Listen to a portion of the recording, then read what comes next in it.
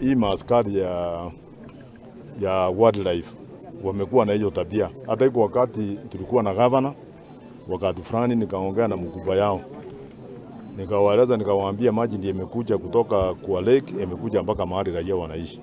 So nikawaeleza, nikawaambia askari yao wa concentrate na maneno ya park, wawajane na maneno ya ile maji imekuja pande, ama kama si hivyo wachukue maji yao. Hii raia wote unaona hapa hawana shida na maji, na hii maji imekuja hapa kwa sababu wakiona maji imekuja kwako, kama imeleta samaki wacha washike hiyo samaki. So I can confirm that yesterday evening we received 4 victims of gunshots from Parut area according to the patients.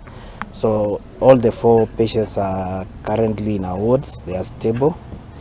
2 are to be taken for theater in the course of the day after stabilizing them for removal of the bullets. The other 2 are being managed at the ward level and they are stable.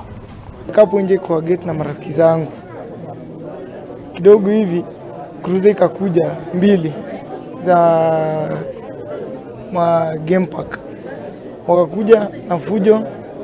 Sasa mimi kama niingie ndani kwa sababu hiyo furugu, wakikuja hivyo tunajua tu ni kubaya. Sasa kuingia ndani ya gate hivi kidogo hivi tunasikia nduru, tunajiuliza ni nani ndani ya compound. Tukasema aje acha tuende tushuhudie nani huyo anapiga nduru. Sasa ile kwa harakati ya kutoka hivi nje tukapata mama anapigwa. Kama ni hii mashamba kijana magekibiswa manaingia mashamba, mahindi na fujo, maharagwe na fujo. Sasa mimi ni mgeni ya nani na mimi ni mzee. Ombe ushirikiano wenu, especially kwa kuandika wale ambao wanasema kwamba waliona. Na nikisema kuhusu KWS, tuko na register huko ya firearm movement, kwamba mimi nikienda kuchukua bunduki ninaandika kwamba nimechukua bunduki hii, hata hao askari wanajua. Na thutha wa amwe a atongoria a irathiro ria bũrũri